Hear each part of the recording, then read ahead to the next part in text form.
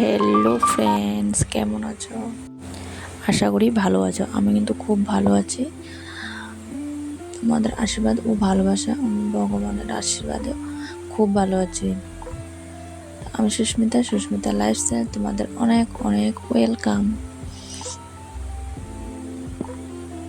দেখো, সকাল থেকে রান্নাটা বসিয়ে দিয়েছি। আর কি বলবো, প্রত্যেক দিন তো রান্না দিয়ে আমি স্টার্ট করি ভিডিওটা। তো এখানে ডিম রান্না করবো, ডিম দিয়ে আলু দিয়ে ওদের জন্য।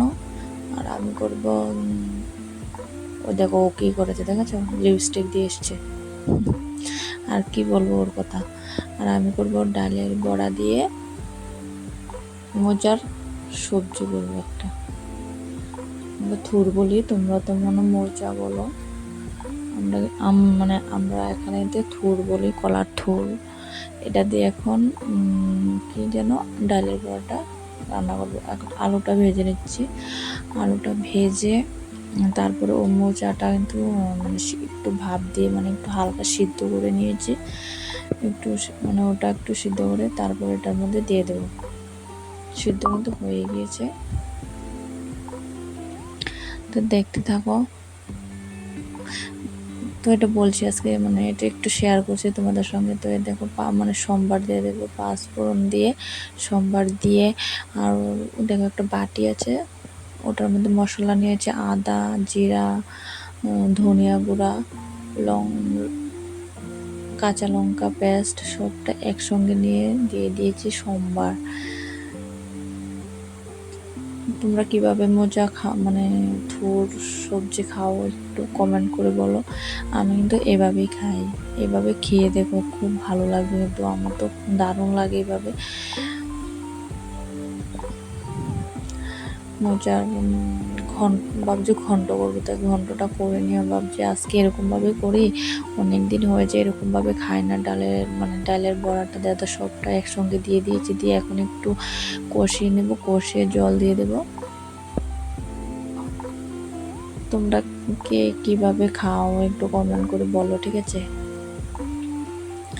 মোচা কিন্তু অনেক রকমভাবে খাওয়া যায়, গুঁড়ো খাওয়া যায়, তারপর অনেকভাবে খাওয়া যায়। আমি এভাবে কিন্তু বেশি খাই, কারণ আমার তো এভাবে বেশি ভালোও লাগে। আবার বড়াও খাই, পকোড়া যে সিস্টেম বড়াটা ওরকমও খেতে ভালো লাগে। তো এটা আর্ধেক রেখে দিয়েছি, ওটা খাবো পরের দিন। এটা তো অনেকটা বড়, তা আমি তো একলা খেতে পারবো না ওটা, তাই ওরা আর কতটুকু খাবে, তাই না? দেখো আমি ঘরের কাজ শুরু করে দিয়েছি, রান্না টান্না কমপ্লিট, ওকে স্কুলে টুলে দিয়ে চলে এসেছি। আমার খাওয়াটাও কমপ্লিট হয়ে গিয়েছে, সকালের খানা টানা। তাই এখন ঘর দোর একটু গুছিয়ে নেব। দেখো, প্রতিটা কাজের সামনে দেখবে ও আমার কাছে আছে, কারণ ও প্রতিটা কাজ আমার সঙ্গেই করতে থাকে, জানো তো।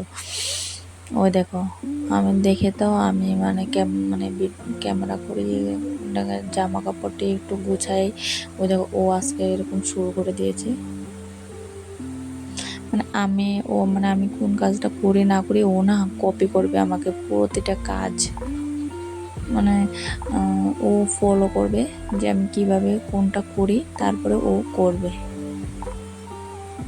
দেখো, আমার তো দেখতে হবে না, তোমরা ওটা দেখো কি করছে ও। আমার এখন হাসি পাচ্ছে বয়স দিতে গিয়ে। এখন কিন্তু বয়স দিচ্ছে সন্ধ্যা বিকেল 4টে বাজে। এখন আমি 6টার সময় ভিডিওটা আপলোড করব। দেখো ও কী করছে। আর একটা কথা, আমি তো এতদিন স্কুলে গিয়েছি, স্কুলে যাওয়ার সময় ভিডিও আপলোড দিতাম, বা নেটের খুব প্রবলেম ছিল। তাই এখন আমরা যে ভাড়া থাকি না, ও মালিক ওয়াইফাই বসিয়েছে, অনেক আগেই বসিয়েছে। আমি হয়তো জানতাম না সত্যি।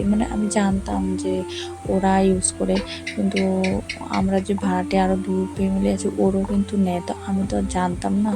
তাই ও মালিকরা তো 2তলার উপর চলে গেছে, তো ওরা তো ওয়াইফাই নিয়ে উপরে উঠে গেছে। তো অন্য যে আরও 2 ভাড়াটে আছে, তো ওরা বলছে যে আমাদেরকেও একটা ওয়াইফাই বসিয়ে দিতে, তো একটা মানে আমরা ভাড়াটের জন্য সবার জন্য একটা ওয়াইফাই বসিয়ে দিয়েছে। তো আমি তো খুব খুশি জানো তো। এখন আমি ঘরে বসে বসে মানে আমার যখন খুশি তখনই মানে কি বলবো, আমার এত খুশি হয়েছে। আর এতদিন জানো তো স্কুল না থাকলে যা একটু অসুবিধা হতো, স্কুল না থাকলে রাস্তার ধারে মানে রাস্তার মধ্যে নয়তো ছাদে গিয়ে মানে ভিডিও আপলোড দিতে হতো। তো আমার তো প্রচণ্ড মানে মানুষ কি বলবে, ওখানে দাঁড়িয়ে থাকতে ওখানে দাঁড়াতে আমার নিজের একটা খারাপ লাগতো জানো তো। কিন্তু প্রায় আবার ভিডিও মানে আপলোড অনেক দিন কিন্তু আমি ভিডিও দিতাম না, কারণ ওই আপলোডের মানে আপলোড দেওয়ার জন্য, কারণ ঘরে একদম নেট আছে না, একদম স্লো কাজ করার মানে ইউটিউব দেখা যায়, কিন্তু আমি আপলোড দিলে আমার কমসে কম 2 দিন 1 দিন চলে যাবে, তবুও ভিডিও আর আপলোড হবে না। তাই ওকে ও কী করছে আমি বোঝাচ্ছি, ও কিন্তু আমাকে মানে কাজের মধ্যে দেখো কী করছে। ওকে বলি যে নামো নামো বাবা নামো, ও কিন্তু নামছেই না। তো দেখো, তো আমি যে বললাম যে ওয়াইফাই বসিয়েছি আজকে 2 দিন হবে। তো আমি তো খুব ভালো মানে হ্যাপি যে মানে ঘরে বসে ভিডিও আপলোড দিতে পারি। তা মানে এখন চাপ নেই। আমি কিন্তু এখনই ভিডিওটা মানে এডিট করেছি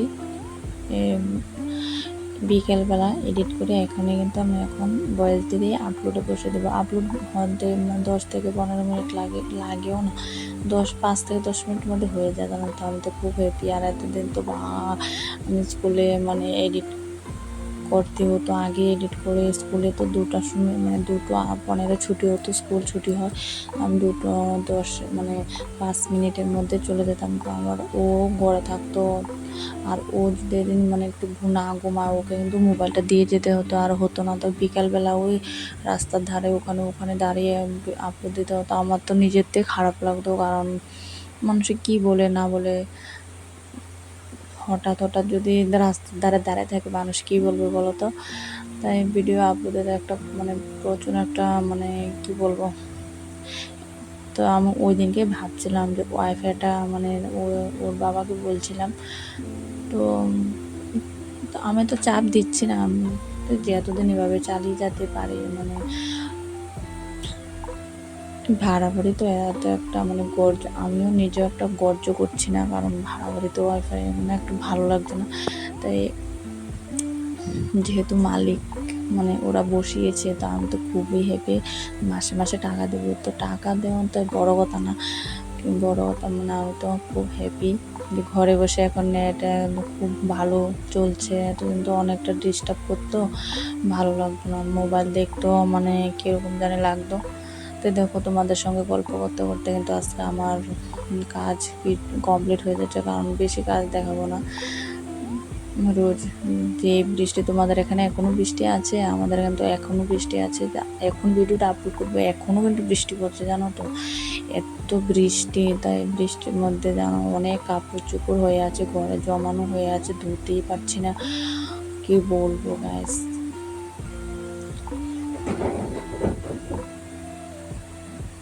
ও দেখো, এখন আমি মানে ঘর শুনেছি, তো ও দেখো পড়তে বসছে দেখো তো। ও আর এখন দেখো কাগজ টাগজ ছিঁড়ে ফেলে দেবে, কিন্তু এখানে মানে এখন না, এখন মানে লিখছে তো পরে দেখো মানে খাতাটাতে আমি কত কিছু ফেলেছি ডাস্টবিনে, আর বলার নেই। ও এরকমই করতে থাকে, আর এরকম প্রতিটা কাজই দেখবে, কিন্তু ও আমার সামনে বসেই থাকবে। তো সন্ধ্যার সময় ও বলছে মা আমি রুটি খাবো রুটি খাবো, তো ওকে একটু রুটি করে দিলাম। দেখবে আমার রুটি দেখে কেউ কিন্তু হাসবে না, ঠিক আছে। কি করবে বলো, সবার দ্বারা তো সব কিছু হয় না, আর আমার দ্বারা তো এই কাজটা কেন জানি না হয় না। আমি অনেক চেষ্টা করি, কেন জানি না আমার রুটি সুন্দর বলতে কিছুই হয় না, আমার হাতের রুটি একদম ভালো হয় না। আর আমি ওদের জন্য করব, ওরা খাবে আমি খাবো না। আমার রুটি খেলে আমার গ্যাস হয়ে যায়, জানি না কেন আমি রুটি একদম খেতে পারি না, প্রচণ্ড গ্যাস হয়ে যায়। আমার কিন্তু গ্যাস হলে একদম মাথা তুটে যায় জানো তো, প্রচণ্ড মানে আমার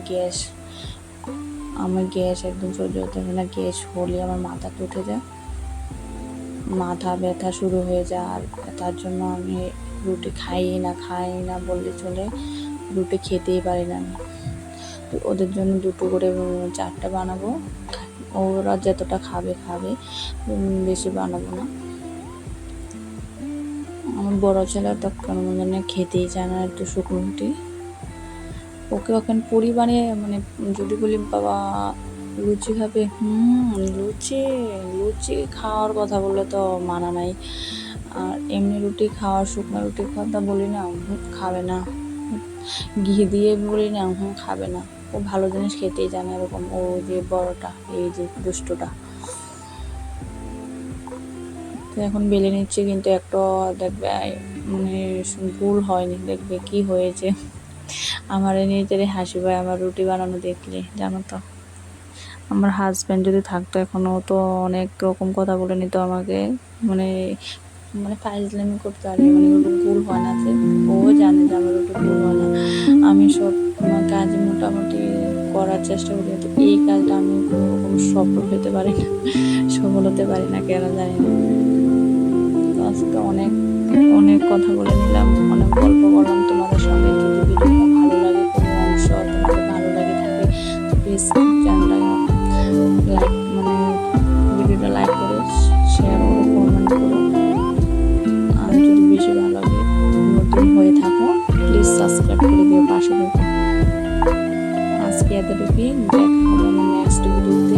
যদি ভালো লাগে প্লিজ প্লিজ প্লিজ আমার চ্যানেলটা সাবস্ক্রাইব করো।